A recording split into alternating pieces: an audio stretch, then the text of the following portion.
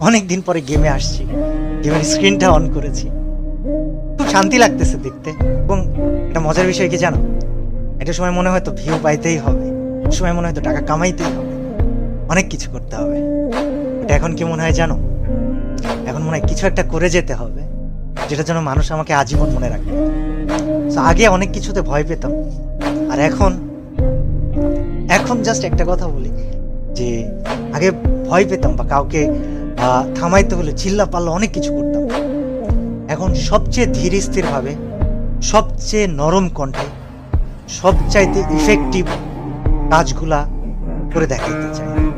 আমার জন্য দোয়া করো, আমার সাথে থাইকো। আর বিশাল অ্যামাউন্ট অফ মানুষ আমাকে প্রশ্ন করতেছে, কল দিতেছে যে ভাই আপনার চ্যানেলের 1800 ভিডিও কোথায় গেল। ওয়েল, কোথায় গেল কি হলো তোমাদেরকে বলবো না, তবে বিষয় হচ্ছে যে একটা পরিকল্পনা ছিল, আছে। আমার জন্য দোয়া করো যেন আমি পরিকল্পনাটা বাস্তবায়ন করতে পারি, এবং তোমরা আমাকে মনে রেখো আজীবন। আমি তোমাদেরকে আসলে অনেক ভালোবাসি, কিন্তু তোমাদের থেকে বেশি ভালোবাসি আমি আল্লাহকে। আমার পরিকল্পনাটা অবশ্যই থাকবে, তবে আছি আমি কিছুদিন তোমাদের জন্য সাথে থেকো। আর অফিসিয়ালদেরকে আমি বলবো, আপনারা যদি আমার এই ভিডিওটা দেখে থাকেন, আমাকে খারাপ ভাইবেন। আমি কমিউনিটি গেম এটা আমার কাছে খুবই ভালোবাসার জায়গা। আপনাদেরকে আমি অনেক সম্মান করি, অনেক রেসপেক্ট করি, বাট আপনাদেরকে না দায়িত্ববান হতে হবে। অর্গানাইজার্স, আপনাদেরকে দায়িত্ববান হতে হবে। স্পোর্টস প্লেয়ার, তোমাদেরকেও দায়িত্ববান হতে হবে। এবং আমি নেতা হতে আসিনি, কিন্তু আমি সবাইকে সাথে নিয়ে কিছু পরিবর্তন করে যাব ইনশাআল্লাহ।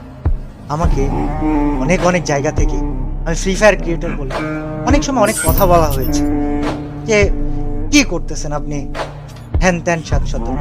তবে আমি ফ্রি ফায়ারকে সম্মানের জায়গায় রেখে তারপরে ইনশাল্লাহ হারাই যেতে চাই। আল্লাহ হাফেজ সবাইকে, আবারও দেখা হবে।